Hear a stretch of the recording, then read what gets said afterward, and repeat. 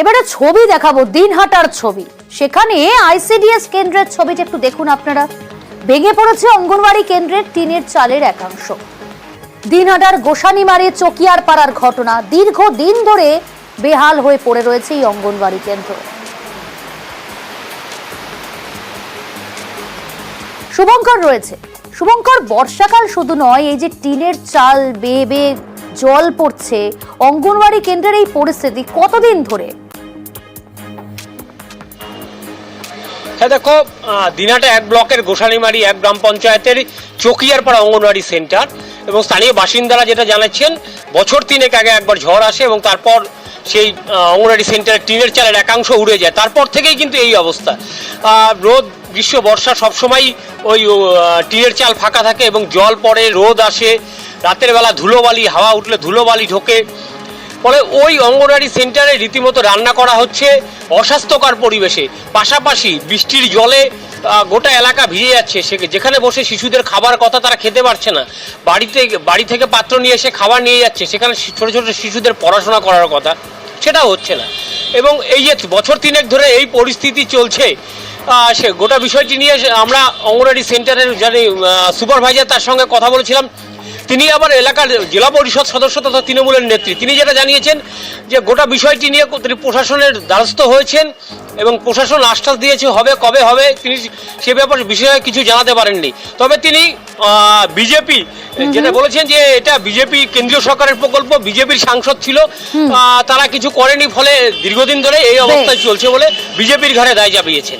ধন্যবাদ। জল পড়ে, অসুবিধে তো হবেই। বাচ্চারা মনে করে আসলে কষ্ট হয়। 5 মাস থেকে এই অবস্থা। এগুলো কোনো কেয়ারিং করে না ওরা। ঘরটা ভালো না করে বাচ্চা কাচ্চা ভিজি যায়, কোনো সময় থাকা যায় না, মাল জালও ভিজি যায়, খুব দারুণ অসুবিধা। খাওয়া পাওয়া কাউ থাকি যায় না, রান্না করার অসুবিধা হয়। চাল নাই, জল পড়ে, কিরম করে রান্না করি? রান্না করা খুব অসুবিধা। এটা কতদিন ধরে হচ্ছে? অনেকদিন ধরে। এটা আমরা আমাদের ডিপার্টমেন্টকে বলেছি যে রাতে বলা হয়েছে এটা খুব তাড়াতাড়ি সুরাহা করা হচ্ছে। এর আগে জল পড়েছিল, আমি রীতিমতো ত্রিপাল এনে যাতে জলটা বাচ্চারা না ভেজে তার জন্য ত্রিপাল উপরে বর্তমান দেওয়া আছে। 5 বছরের নিশীথ প্রামাণিক ছিল, তার কাছেও আবেদন করা হয়েছিল। তিনি 5 বছরে একটা দিনও একটা উন্নয়নের কাজ দেখলাম না।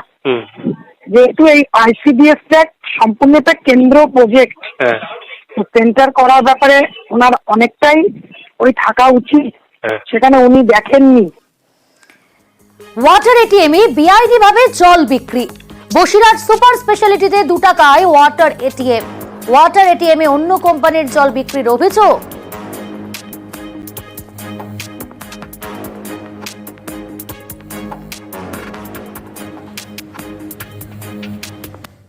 কত দাম নিয়েছে? 10 টাকা করে নিল। কত ml? 500 ml। বাইরেও তো 500 ml 10 টাকা। হ্যাঁ, এখানে তো 2 টাকা করে লিটার বিক্রি হওয়ার কথা, সরকারি নিয়ম। কিন্তু আমার কাছে 10 টাকা নিল, বলে 10 টাকা লাগবে। কত নিল? 10 টাকা। হ্যাঁ 10 টাকা। এটা তো সরকারি একটা জায়গা, এখান থেকে জল 10 টাকা দিয়ে কিনলেন কেন? অনুপম রয়েছে। অনুপম, বসিরহাট জেলা হাসপাতাল, সেখানে 2 টাকা করে নেওয়া হয়, সেখানে 10 টাকা করে নেওয়া হচ্ছে রোগীর পরিবার পরিজনের কাছ থেকে। ঠিক কেন এবং যার বিরুদ্ধে অভিযোগ তার কোনো প্রতিক্রিয়া পেয়েছো? পুরসভাই বা কি বলছে? হ্যাঁ দেখো প্রিয়াঙ্কা, তুমি যেটা বললে যে শুধু 10 টাকা করে নিচ্ছে, ঠিক এরকম ব্যাপারটা না। ব্যাপারটা হচ্ছে 10 টাকা, 20 টাকা, 30 টাকা, 40 টাকা পর্যন্ত নেওয়া হচ্ছে তার সাইজ অনুযায়ী। 500 ml, 1 লিটার, 2 লিটার এবং 4 লিটারের জার বিক্রি করছে এই ওয়াটার এটিএম এ, যেখানে রাজ্য সরকারের একদম এটা 2 টাকা লিটার প্রতি জল মানুষের সুবিধার্থে এখানে হচ্ছে এই ওয়াটার এটিএমটা করা। বসিরহাট পৌরসভার পক্ষ থেকে এই ওয়াটার এটিএমটা বসিরহাট সুপার স্পেশালিটি হাসপাতালের মধ্যে করেছে, যাতে রোগীর আত্মীয়রা সুবিধা পায়। 2 টাকার 1 লিটার জল যাতে কিনে তারা খেতে পারে। কিন্তু সেখানে যে বলরাম দাস বলে এই ওয়াটার এটিএম এর যে কর্মী, সে এই ওয়াটার এটিএম এর থেকে 10 টাকা, 20 টাকা, 30 টাকা দরে, 40 টাকা দরে সেখানে জল বিক্রি করছে। বাইরে বিভিন্ন নামি বেনামি কোম্পানির জল সেখানে বিক্রি করছে। এখানে হচ্ছে সব থেকে বড় প্রশ্ন। এবং এই যে এখানে এই যে হাসপাতালের সুপার বা এখানকার যে সিওমই, তারা কিন্তু এই যে বলরাম দাসকে কিন্তু বহুবার বারণ করেছে। করছে, কিন্তু তিনি কোনো এক অজ্ঞাত কারণের শক্তিতে তিনি কিন্তু এই কাজ বেআইনি ব্যাপারটা কিন্তু চালিয়েই যাচ্ছে। এবং এরপর যখন আমরা এই পৌরসভার সঙ্গে সঙ্গে যোগাযোগ করি, পৌরসভার যে উপপৌর প্রধান রয়েছে সুবীর সরকার, তার সঙ্গে যখন আমরা যোগাযোগ করি, তিনি যেটা জানান যে তিনি শুনেছেন এবং তিনি অবিলম্বে এই হাসপাতালে গিয়ে এর ব্যবস্থা গ্রহণ করবেন।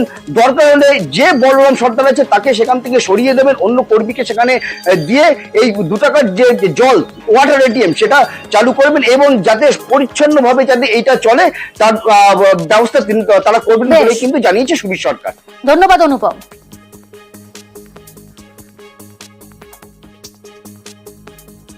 আপনাকে এখানে বিক্রি করার জল বিক্রি করার পারমিশন কে দিয়েছে?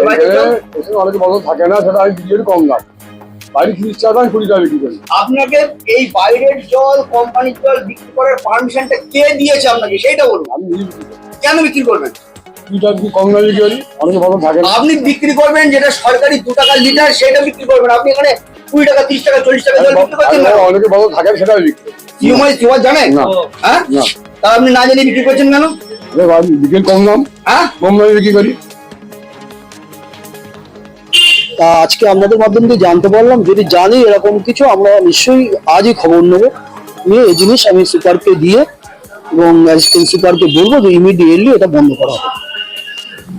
সাধারণ মানুষ 2 টাকায় যেটা মমতা বন্দ্যোপাধ্যায় বিশুদ্ধ পানীয় জল দিয়েছে, যেন সেই জলটাই সে ওখানে বসেই দেয় লোককে। আর এবার একটু উত্তরবঙ্গের দিকে নজর রাখি। আলিপুরদুয়ারে ফের বিপর্যস্ত চরতোরসা নদীর ডাইভারশন। ভুটানের টানা ভারী বৃষ্টির যে ফালাকাটার চরতোরসার জল বেড়ে যাওয়ায় বিপত্তি। কি পরিস্থিতি? রাজকুমার রয়েছে প্রতিনিধি। রাজকুমার, এর আগে এই পরিস্থিতি হওয়ার জন্য মৃত্যুও হয়েছে, সে খবর আমরা জানি, দেখিয়েছি দর্শকদের, কিন্তু এখন কি পরিস্থিতি, কি প্রশাসনের তরফ থেকে ব্যবস্থা নেওয়া হচ্ছে? তো ঝুঁকির পারাপার। একদমই প্রিয়াঙ্কা, দেখো এই যে ঝুঁকির পারাপারের যে ছবি আমরা বারবার দেখাচ্ছি, শুধু আজকে নয় কিন্তু এর আগেও আমরা এই চরতোরসা ডাইভারশনের এই যে যাতায়াত বন্ধ, ঝুঁকির পারাপার সমস্ত কিছু দেখিয়েছি, কিন্তু তারপরেও কেন যেন টনক নড়ছে না জাতীয় সড়ক কর্তৃপক্ষের। 4 লেন অর্থাৎ 4 লেনের যে জাতীয় সড়ক, যে রাস্তা ইস্ট ওয়েস্ট করিডোর, সেই রাস্তা নির্মাণের জন্য এই যে ফালাকাটার বালুরঘাট এলাকায় চরতোরসা নদীর ওপর যে ব্রিজ ছিল সেই ব্রিজটা ভেঙে ফেলা হয়েছে। এখানে নতুন রাস্তা হবে 4 লেনের এবং নতুন ব্রিজ তৈরি হবে বলে 2017 সনে এই ব্রিজ ভেঙে ফেলা হয়েছে এবং তখনই কিন্তু এই ডাইভারশন তৈরি করা হয় আপাতত যাতায়াতের জন্য। কিন্তু সেই আপাতত আর সময় শেষ হচ্ছে না। ইতিমধ্যেই কিন্তু বিভিন্ন মহলে কিন্তু বিষয়টি নিয়ে শোরগোল হয়েছে, সমালোচনা হচ্ছে, কিন্তু জাতীয় সড়ক কর্তৃপক্ষ তবুও কিন্তু কোনো রকম ব্যবস্থা নিচ্ছে না। প্রিয়াঙ্কা, ধন্যবাদ।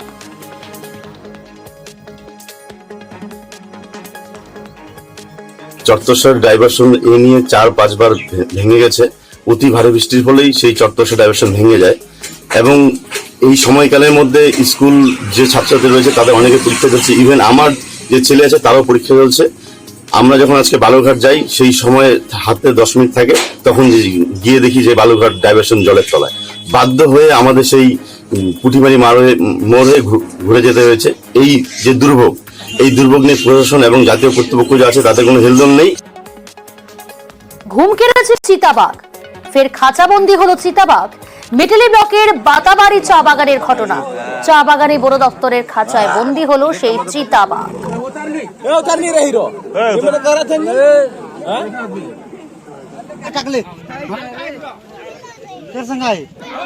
রকি রয়েছে। রকি, চিতাবাঘের আতঙ্কে দিন কাটাতে হচ্ছিল স্থানীয় বাসিন্দারা, একেবারে তাদের ঘুম উড়ে গিয়েছিল। কতটা স্বস্তি মিলল বন দপ্তরের খাঁচায় বন্দি হলো সেই চিতাবাঘ। দেখো প্রিয়াঙ্কা, বেশ কয়েকদিন ধরেই কিন্তু বাতাবাড়ি গ্রাম পঞ্চায়েতের এলাকায় যে বাতাবাড়ি চা বাগান রয়েছে সেখানে চিতাবাঘের আনাগোনা লক্ষ্য করতে পারছিল এলাকার বাসিন্দারা এবং তারা দাবি জানিয়েছিল বন দপ্তরের কাছে সেখানে যেন চিতাবাঘ ধরার জন্য খাঁচা পাতা হয়। বাতাবাড়ি 5 নম্বর সেকশনে বন দপ্তরের পক্ষ থেকে একটি খাঁচা পাতা হয় এবং আজ ভোর নাগাদ এলাকার বাসিন্দারা বাঘের গর্জন শুনতে পায়। চিতাবাঘের গর্জন শুনে সেরা এলাকার মানুষ সেখানে ভিড় জমায় এবং খবর দেওয়া হয় বন দপ্তরকে। বন দপ্তর এসে খাঁচাবন্দি সেই পূর্ণবয়স্ক চিতাবাঘটিকে উদ্ধার করে নিয়ে যায় এবং অসুস্থ থাকার কারণে তাকে কিন্তু ফের গরুমারা জঙ্গলে ছেড়ে দেওয়া হয়। চিতাবাঘ ধরা পড়ায় কিন্তু বেশ আতঙ্কমুক্ত হয়েছে এলাকার বাসিন্দারা। তারা জানিয়েছে দীর্ঘদিন ধরে চিতাবাঘের আনাগোনা বেড়েছিল, পুনরায় যেন বন দপ্তর থেকে সেখানে আবার খাঁচা পাতা, কারণ চিতাবাঘের আনাগোনা এখানে অত্যাধিক, কারণ পাশে গরুমারা জঙ্গল রয়েছে। এখন দেখার বিষয় কতটা তৎপর হয় বন দপ্তর এবং আতঙ্কমুক্ত থাকে এলাকা। অনেক ধন্যবাদ।